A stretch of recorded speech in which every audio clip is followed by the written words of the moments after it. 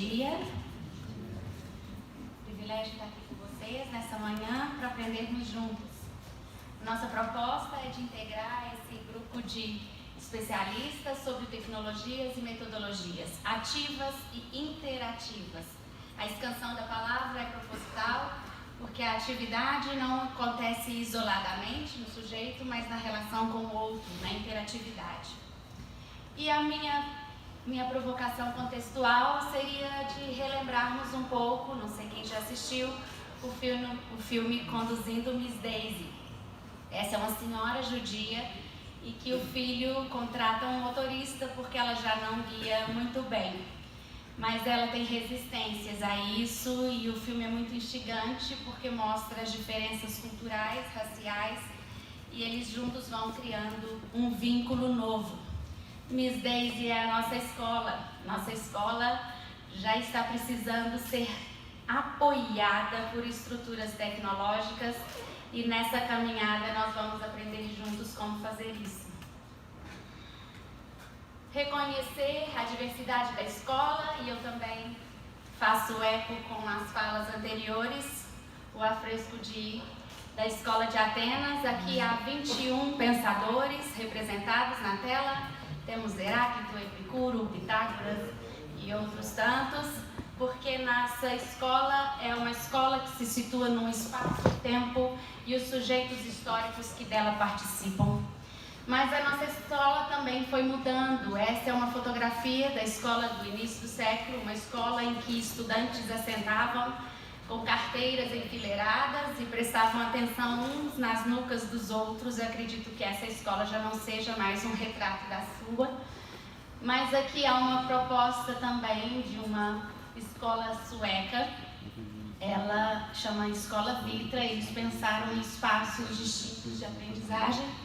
E essa é uma fotografia da High Tech High, uma escola americana com o uso de tecnologias e assimetrias de percursos e de cumprimentos curriculares. A escola está mudando e o uso e o aporte e a apropriação da tecnologia vai também modificando os espaços e o uso das leituras e dos outros que dela participam. Prossigamos. Com isso, entendemos que a vida está em movimento, e se está em movimento, temos que continuamente repensá-la. O desaprender com o aprender, o desnaturalizar é uma abordagem sociológica, com aquilo que já nos é natural. Eu passo então a questionar aquilo que eu acho que sempre foi assim, que eu penso que deva ser reforçado.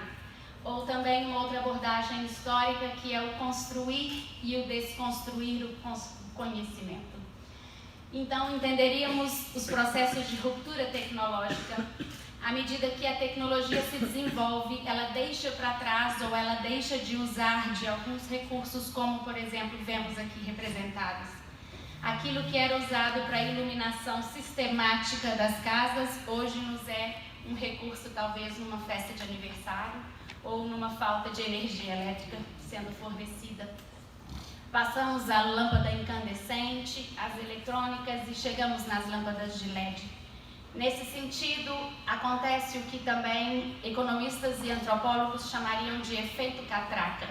Catraca como aquele mecanismo de subida de um alpinista em que cada vez que ele aperta, o único sentido de progressão é para frente, aquilo que está para trás, ele se desfaz e ele cai em desuso. À medida que estamos nessa evolução cultural, nós também reconhecemos que alguns utensílios ou utilidades vão se perdendo com o tempo. E então a tecnologia entra e ela modifica o jeito de relacionarmos, o jeito de fazermos escola. Ela nos projeta ao futuro. Se você vir, tem muitos estudos nas revistas de tecnologia e de educação também sobre a ciência do futuro, as tendências sobre isso, e a escola está como um desses elementos que precisam se repensar. Eu costumo fazer uma comparação como a agricultura. A escola hoje ainda se utiliza de pás e enxadas para fazer essa agricultura e nós temos que conhecer a geração de tratores e colheitadeiras. Esse estudante também se modificou Nosso estudante hoje não é o mesmo das gerações passadas, e disso vocês já têm ouvido nesse congresso, o quanto essa geração se utiliza da tecnologia como linguagem. O meio é o digital. Mediação é aquilo que faz conexão, é aquilo que me aproxima, não é aquilo que me impede. As inteligências estão sendo reconhecidas cada vez mais nas suas diversidades, nas suas apropriações distintas. A maneira de aprender também são distintas e diversas, e a formação de competências nos permite fazer um rol delas. A nova legislação de BNCC, ela vem nos orientar algumas a sermos assíduos buscadores. Se lermos os documentos de metatendências, há um documento disponível que eu gostei muito de reconhecê-lo no IPEA, Instituto de Políticas Econômicas, que reúne a leitura de quase 25 documentos de tendências mundiais, e hoje a meta de estudos estão todos projetando o que aconteceria em 2030. Há duas categorias que eu gostaria rapidamente de passar, são de autoria de Viktor Schwartz. A primeira delas são sobre as incertezas críticas. Incertezas críticas e as surpresas inevitáveis. Incertezas são as possibilidades, são as potências para que possam ocorrer. Aprendi com um professor de matemática que possibilidades só nos trazem duas respostas: sim ou não. É possível ou não é possível. Não há alta possibilidade, essa resposta seria incongruente. O que há são altas probabilidades. Então, se é possível que venha a acontecer, eu não sei disso, é uma incerteza. Mas nos eventos futuros há muitas surpresas que certamente acontecerão, só não saberemos quando. Com isso, trabalhamos com os critérios de probabilidade. Aqui temos que reconhecer os riscos e as oportunidades, mas temos também que reconhecer que aqueles que se dedicarem a buscar isso mais rapidamente terão mais tempo de se prepararem e se organizarem para as mudanças.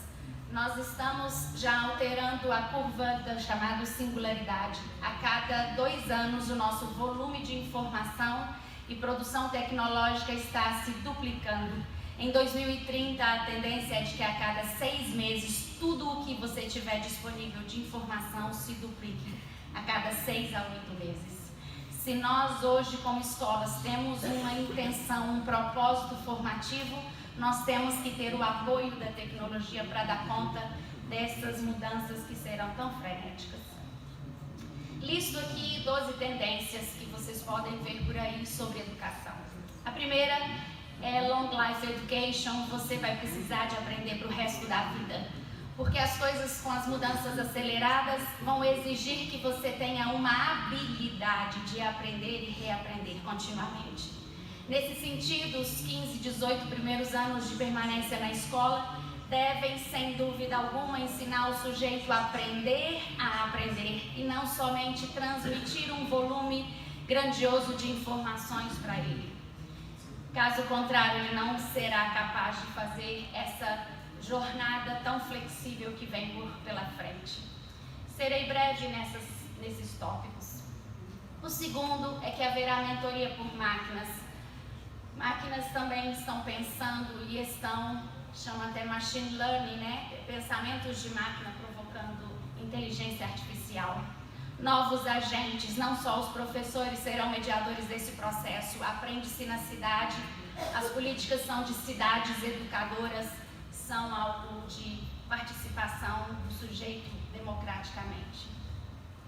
Tecnologias imersivas, as mentes serão melhoradas com estudos de genética e hormônios. Retomada do humanismo significa a valorização do ser humano. Aparece um paradoxo aí, que à medida que a tecnologia se avoluma, o reconhecimento da importância do ser humano tem sido vindo também com ele. Marta Gabriel esteve com vocês no primeiro dia e ela disse que as máquinas só não conseguirão trabalhar com emoções, empatia e com exercício da ética, mas elas vão estar sendo retomadas na valorização da pessoa humana. A aprendizagem pelo afeto já não é novo para quem trabalha pela educação. a afetividade está nas nossas relações. Somos todos crianças no sentido de aprendermos em todo o tempo. Os professores serão chamados de designers. Os professores agora são orientadores, eles são interlocutores, eles não são mais instrutores ou motivadores de uma turma. Meta é educação, toda palavra que vocês virem meta é ela voltando para si mesmo. Então, é a educação que educa a educação. Meta consciência é eu ter consciência da minha consciência. Meta aprendizagem é eu aprender como eu aprendo. Então, há essa reflexividade no processo. Educação ativista é educação para fora da escola, é educação que se implementa na cidade, que se vive a cidade. E tudo é conectado, todas as coisas fazem sentido. Temos 3 propostas distintas de escolha decisiva nos projetos de planejamento estratégico da escola. A primeira é que você já tem bons resultados e por isso você mantém a rota. A segunda é que você vai promover incrementos, melhorias contínuas ao seu processo. E a terceira é que você pode se posicionar com inovações disruptivas. Disruptiva é que causa aquela ruptura tecnológica que nós vimos no primeiro slide.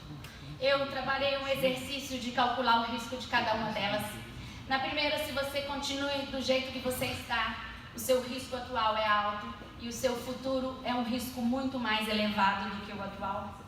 Se você faz melhorias contínuas ao processo, mantendo o modelo vigente de escola transmissora do conhecimento, você relativamente está num risco baixo, porque dá ainda para viver alguns anos dessa maneira. Mas no futuro é capaz de você ter que quebrar, então, o seu risco, quebrar com o modelo, então o seu risco passa a ser considerável.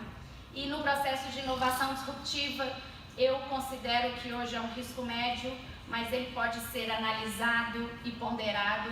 Mas no futuro você caminha com um diferencial competitivo que você tem no médio e longo prazo, um risco cada vez mais baixo, porque você vai conseguir operar na fluidez desse tempo, na volatilidade das coisas. Essa é a escola que eu tenho pensado e essa é a escola que eu acredito que tem trazido vocês a um fórum como esse. Tecnologia tem sido visto sobre 2 aspectos. O primeiro deles é que ela é ferramenta, ela ajuda, ela opera, ela media. O segundo é que ela é a linguagem contemporânea, os nossos jovens conversam tecnologicamente, mas ela não deve ser colocada de maneira crítica, ela deve operar na função educacional, não é apenas ter tablets, é que eles sejam inteligentes, operem a intencionalidade educativa do seu projeto pedagógico e ferramentas de gestão educacional. Você hoje saberia responder quais dos seus alunos sabem o que do currículo que está sendo ofertado? E linguagem contemporânea, nós comunicamos hoje tecnologicamente. Quero trazer uma proposta de pensarmos a metodologia e não só de aplicarmos técnicas. A primeira delas é a de individualização. Caso um estudante de vocês possua dificuldades, precise de nivelamento, precise de apoio, listas de exercícios de fixação ou turmas de reforço no contraturno, você está operando o processo de individualização. Diferenciação é quando você organiza situações de aprendizagem distintas e reveza alterações metodológicas e de diálogo. É um simulado, é uma aula, é uma operação técnica, e quem vai muito dialogar nesse sentido é o Swiss Super Renault. Já a personalização é você não precisar motivar o estudante a alguma coisa, até porque ninguém motiva ninguém. Motivação é algo interno, o máximo que conseguimos fazer é um ambiente de estímulos, mas a personalização é quando você já reconhece uma área de interesse e orienta os seus estudantes a operarem projetos por interesses e se organizar por semelhanças, e altera a forma de condução para um processo mais autônomo, em que aqui sim o professor é um orientador de percursos e modela o design dessa aprendizagem. Todas essas são maneiras metodologicamente ativas de se aprender, cada uma com sua especificidade. Há um livro muito interessante também que trata as três. Eu posso depois trazer a autora, aliás, o nome dela está numa das telas. Quero transitar sobre o que transita nas cabeças inteiras do gestor, não é mesmo? Hoje nós estamos com o desafio de reconhecer uma legislação nova que regulamenta a oferta dos currículos na escola. A Base Nacional Comum Curricular é uma referência curricular normativa nacional. Ela não é um currículo da escola, ela é uma referência para que a escola organize o seu currículo. E qual é a distinção? A tarefa da escola é sair do caráter normativo e trazer para um caráter de gestão de currículos e de aprendizagem. Aqui há a inclusão das propostas regionais e contextualizadas, como há igualmente a necessidade de inclusão da metodologia. O que é metodologia num currículo? É como você vai alcançar aquela lista de competências e habilidades. Intermediariamente, é possível reconhecermos alguns currículos de rede, sejam redes estaduais, públicas, municipais, ou mesmo de sistemas de ensino privadas. Então, a organização do currículo por parte da escola observa uma regulação nacional e regulações intermediárias que possam vir a auxiliar. Nesse currículo, então, nós temos o que buscar. O que é a lista de competências e habilidades, seus temas transversais e seus objetivos de aprendizagem e desenvolvimento. A metodologia trabalhará o como esse currículo se opera. Ela propõe a organização de situações de aprendizagem, ela promove experiências que sejam significativas e ela modela a construção de competências. Ela também poderia ser decomposta. Uma metodologia é uma ampla concepção que contém estratégias de operação didática, que se detalha em procedimentos e as etapas de concepção até que cheguemos na elaboração propriamente dita da atividade. Essa é uma forma de concebermos. Então, uma aula é uma estratégia, um seminário é uma estratégia, uma metodologia seria algo como concepção socio-interacionista, muito utilizado no ensino das línguas estrangeiras, por exemplo. Nossa proposta, então, de reconhecermos as metodologias interativas promoveria o protagonismo do sujeito. Protagonismo, eu sou o ator principal da minha história, eu escrevo o meu percurso e para isso eu desenvolvo autogestão responsável. Ela se elabora muito bem com projetos, porque projetos conseguem dar esse tom de personalização. Ela se realiza com interação e quando a gente fala pares, não é no sentido de duplas, é no sentido das semelhanças, de aprender com os iguais. E não só na instrução adulto-estudante, mas entre estudantes, trabalhos entre pares. Me permitam ter trazido tanta informação no slide, mas é que eu gostaria que vocês levassem isso, porque quando elegemos um tipo de metodologia, estamos dizendo de todos os outros tipos. A educação, a universidade trabalhou no período de estruturação, no conhecimento mais estruturalista, as classificações e foram extenuantes. Esse texto é bem antigo, eu tive que recorrer a ele nos livros de didática geral. Então são muitos os tipos de métodos. Tem métodos baseados no estímulo, como a imitação ou os jogos, baseados no exercício, como trabalhos, ação e uso de memória, baseados na orientação, que seria alguém de fora, um hétero te orientando, ou você mesmo auto-orientado em cima de um percurso que você aprendeu. Quando dizemos de didática, estamos relacionando ao ensino, exposição, investigação e demonstração. Essas lógicas metodológicas, por exemplo, podem orientar uma prática laboratorial das ciências da natureza. Ela se utiliza de uma investigação para resolver aquele problema, ou o professor faz a prática e demonstra como aquele fenômeno acontece. E assim sucessivamente. São por associações, por correção. Então, você faz uma suspensão daquele estudante, você usou um método de isolamento. Fadiga, dor ou prazer. Reconhecendo que o melhor prazer é o prazer de aprender, porque a aprendizagem torna a vista aberta, traz o insight. Isso promove a produção de hormônios do prazer, de dopamina, e nada melhor do que aprender, não é mesmo? Temos então que reconhecer que aos estudantes a metodologia busca promover ou contribuir na conquista de autonomia intelectual e emocional e desenvolver habilidades das mais distintas, como as que eu só cito por aqui, como a capacidade de resolução de problemas, como o autoconhecimento. Os humanistas vão acreditar que autoconhecimento é se desvelar-se, e aí você vai se conhecendo, como se tirando as camadas da cebola até reconhecer quem de fato você é. Já os existencialistas acreditam que a experiência projeta o sujeito num caminho de desenvolvimento para fora, no alcance da autotranscendência, que é a relação com o totalmente outro. Nesse sentido, seja qual a abordagem for, você passa a se conhecer. Isso vai tornar os nossos estudantes também profissionais mais qualificados.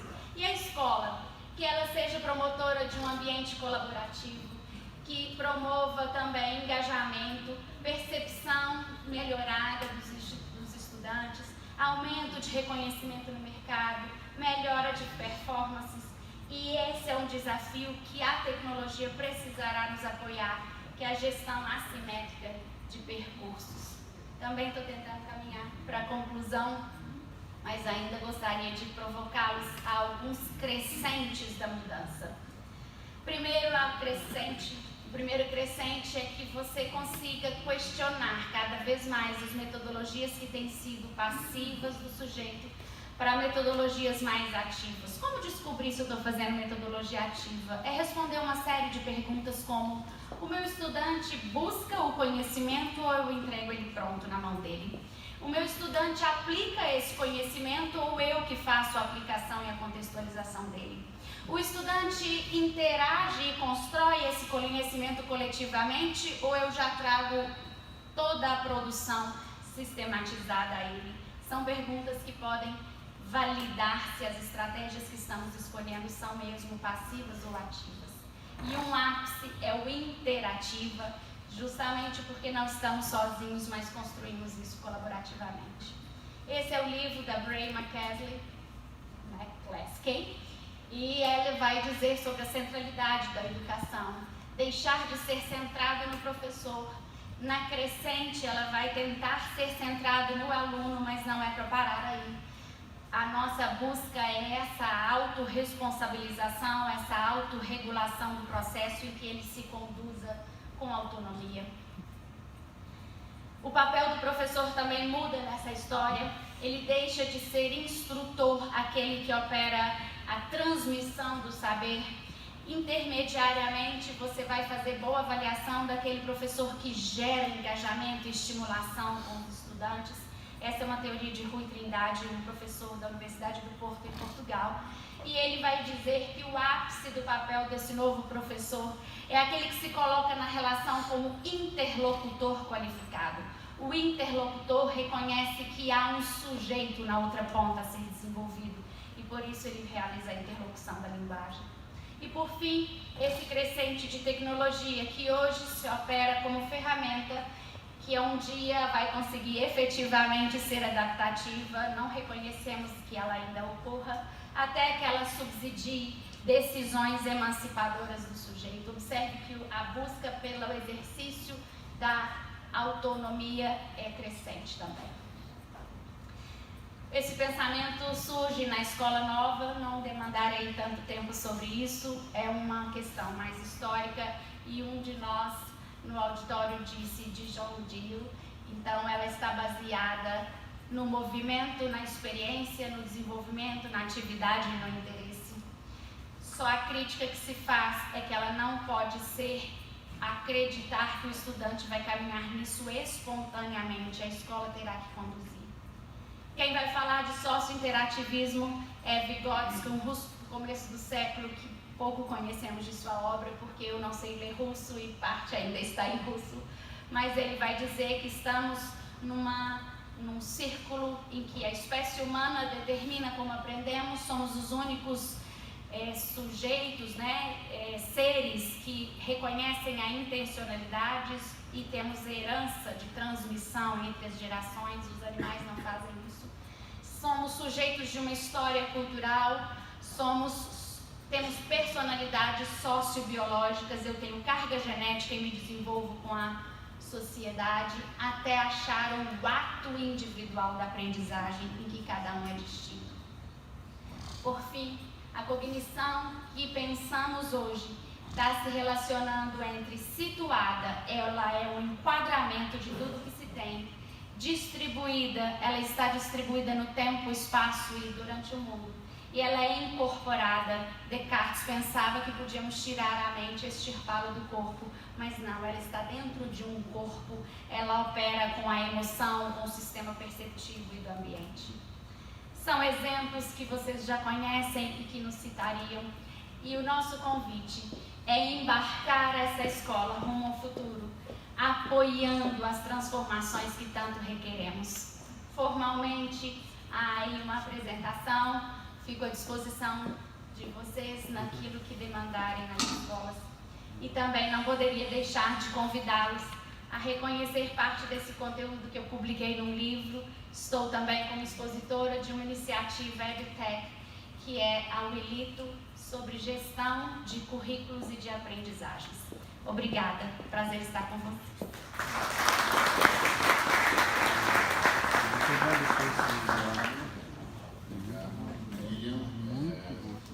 Quer dizer que a gente já tem 3 perguntas aqui, a Glaucia está andando gentilmente por aí com as folhas de perguntas, então se alguém tiver mais perguntas, em seguida a fala do Paulo.